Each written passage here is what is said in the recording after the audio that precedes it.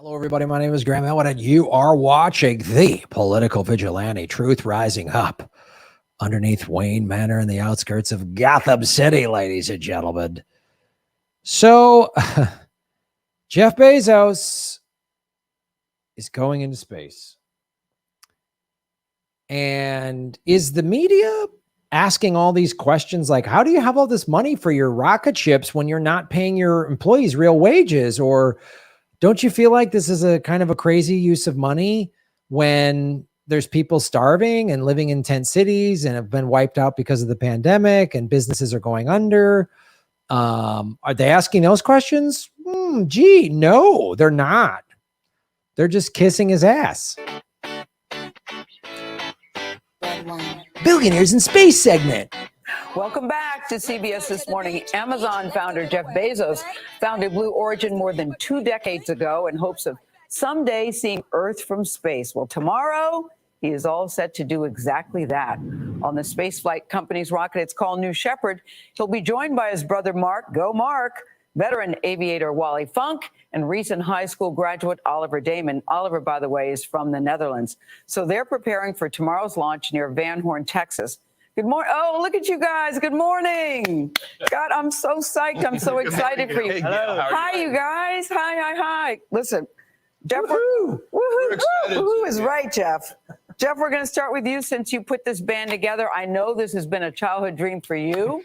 I wonder if it was everybody else's dream. I'd like to know that. I know you were ready, but how are you feeling about tomorrow? Gail, I'm excited. You know, people keep asking if I'm nervous. I'm not really nervous. You're I'm not, excited. Mark. I'm curious. Jeff, you're not nervous? I want to know what we're going to learn. Wait, Jeff, back up a second. How is that possible, Jeff? I'm sitting here in New York and I'm nervous. How are you not nervous? None of us are nervous. No, we're excited. We've been training. This vehicle is ready. This crew is ready. This team is amazing. We just feel really good about it. Yeah, Wally, we're all excited. Listen, we're all excited for all of you guys. Oliver, Mark, listen, Mark is a volunteer firefighter, so I know he likes a little bit of danger in his life. But Wally, I keep thinking about your story, Wally, that you were 20-something, you were ready to go back in the day. That did not work out. And now you're being described as the oldest person to go into space, which I think is very cool. But I feel like I'm 24. It's great. I love being here. He's a great man. And believe me, Gail, Wally can outrun all of us. We've been training, you know, in the Mercury 13, when they tested her, she was better than all the men. And I can guarantee you that's still true today. Yeah. We're going to use Wally's energy to launch this thing. Yeah. Well, you know, I like that. I like that, Wally. I like that. Hey, Mark, listen, I know that this was Jeff's dream. And we were so touched when I saw the video when he invited you to go along. Was it your dream too?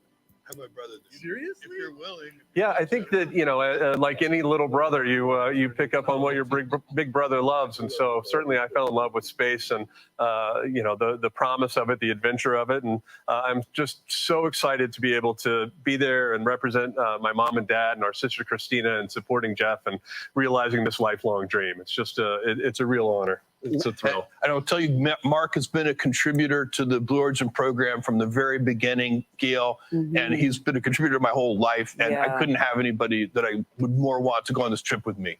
Yeah. Wally, it's Anthony. As Gail alluded to, you are by far the most experienced person on this team and actually started training, back in 1961? Is that right? Have you given these guys some advice on this? Well, yeah, I just love the outdoors and all the things that go with it. And Okay, just human interest. Great. This woman wanted to get in the space program in the 60s and wasn't allowed to. And okay, cool. That's all just on its own, just on a face value. Oh, great. But this bothers me on so many levels. Because first of all, when I was a kid, the space program was a big deal and you had to pass tests. They were taking Navy and Marine Corps pilots, like the best of the best of the best. And they had to see if they could handle it. Now just a rich guy can just put whoever they want up there. And back then, NASA was about space exploration. It was about the betterment of mankind. It was about all these things. Yes, the military was trying to use it, but it was a bunch of scientists that wanted to like explore space. Can we live on the moon? Can we orbit the moon and come back? Can we send a space? It was all the space exploration.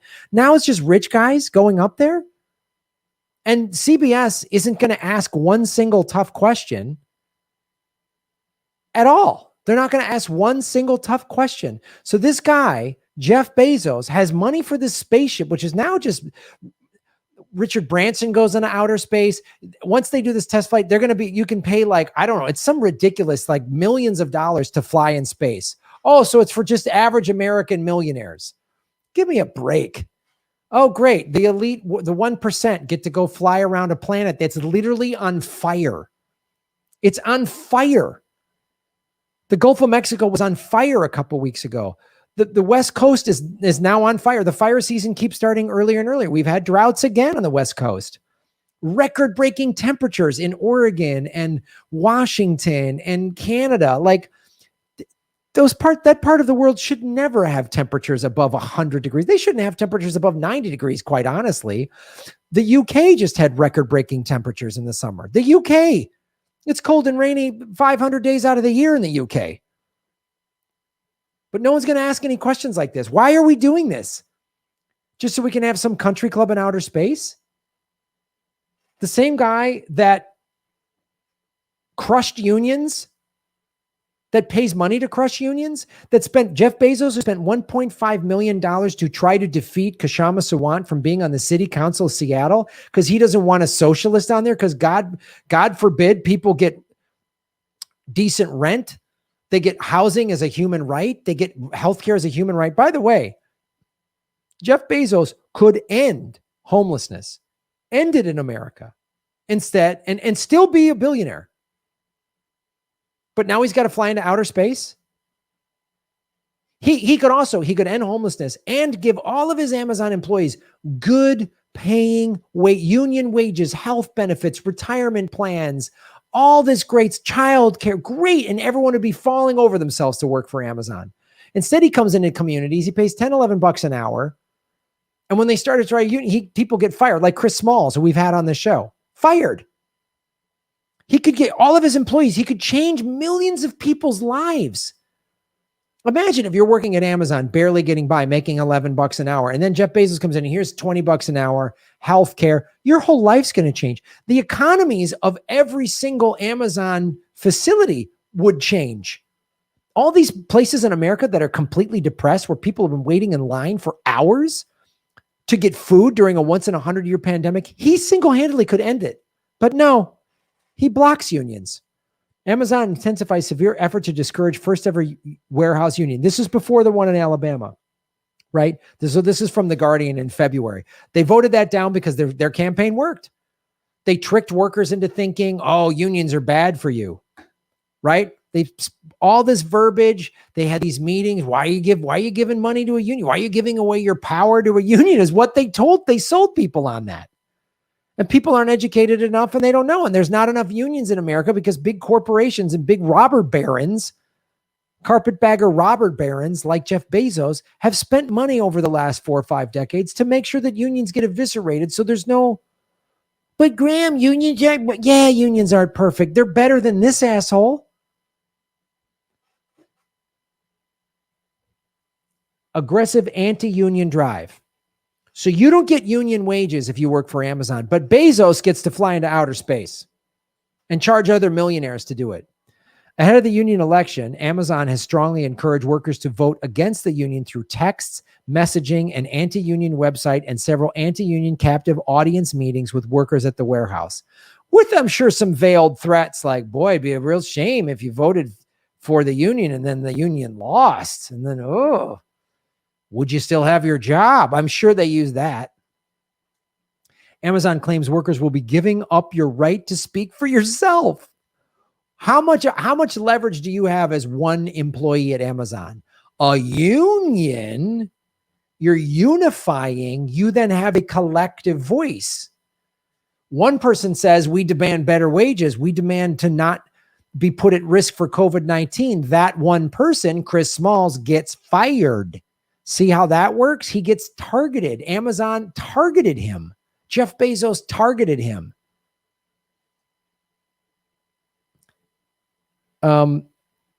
Emphasizing union dues. Oh, you don't want to pay union dues. Yeah, those union dues would actually end up getting you more money and benefits. Unions are a business. So unions are a business, but what's Amazon? A non-for-profit? A petting zoo? What's Amazon? It's not a business. Jeff Bezos, he wasn't running a business. He's not the richest man in the world by running a business.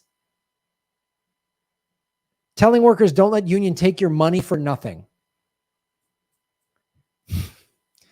Hey, people that voted against this, I hate to break it to you.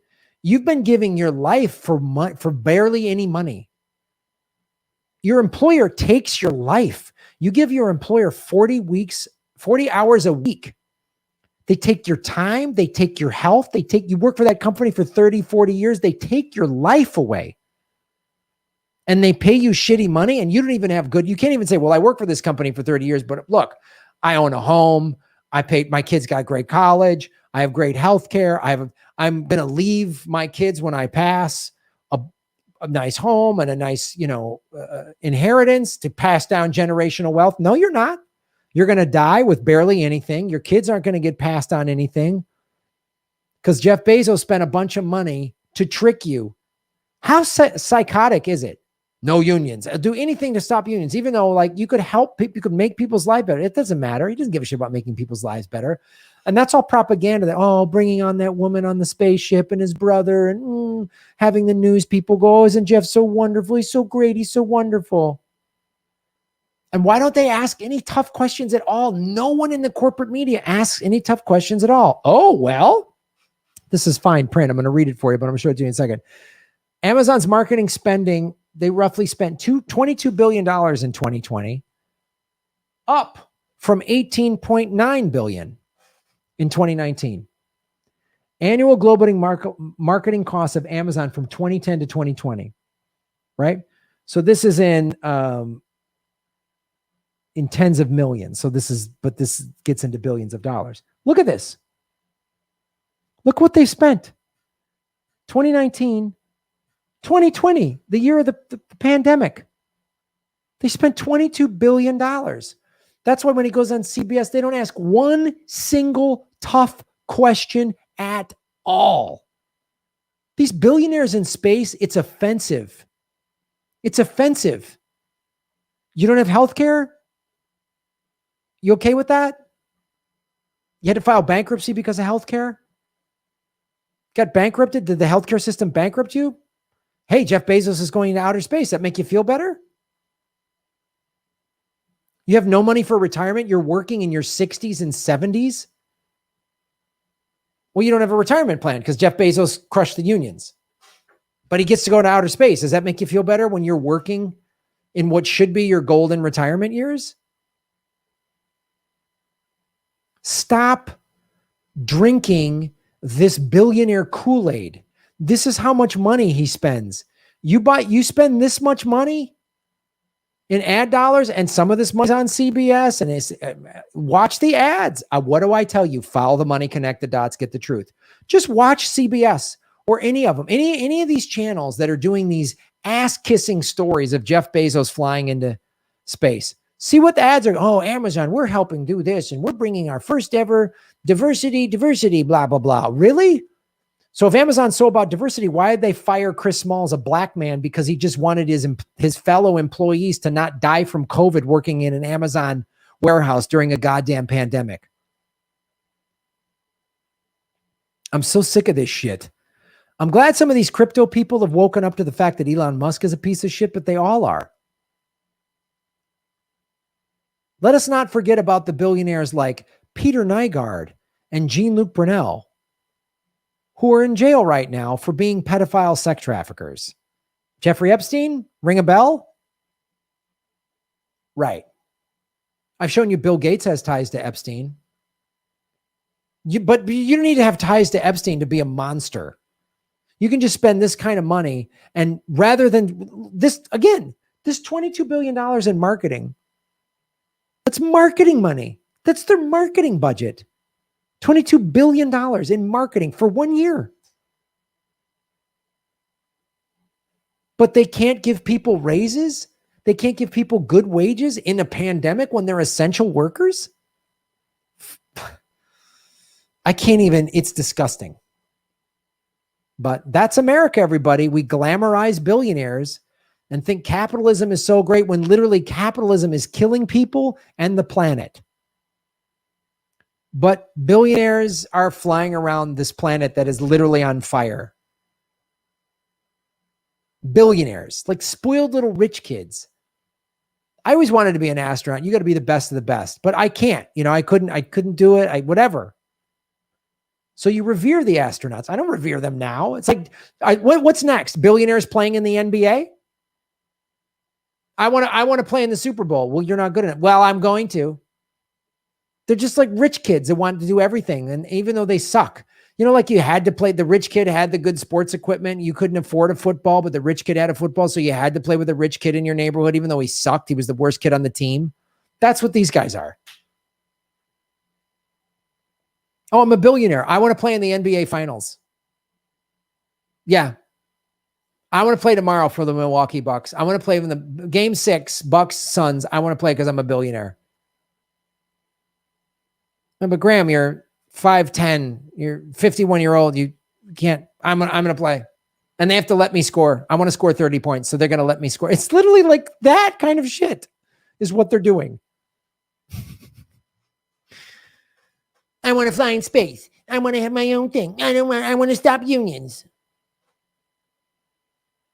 Follow the money, connect the dots, find the truth. Another way the corporate media is lying to us and not doing real journalism, not asking real tough questions, because you can't ask tough questions of a guy that spends billions of dollars. I mean, Amazon probably has done a $10 million, $20 million ad buy with CBS. That's somewhere in that neighborhood. CBS is getting a big chunk of that 22 billion. All the major networks are. Hey, Jeff, why don't you give me $22 billion and I'll have you on the show? We'll see what kind of questions I ask. Shave your knuckles for justice. Boom. Hey, everybody, it's Graham Elwood. We are going on the road, Ron Placone and I, in September and October. Check GrahamElwood.com for tour dates, probably coming to a city near you. A lot of these shows have sold out in the past. We haven't been on the road in a year and a half because of the pandemic. Come out and join us. The post-pandemic comedy tour. Go to GrahamElwood.com for tickets. New cities being announced every day. Join us and support what we do at patreon.com/Graham Elwood and rockfin.com/Graham Elwood. Blockchain cryptocurrency platform. Thank you. You're making Gotham great again.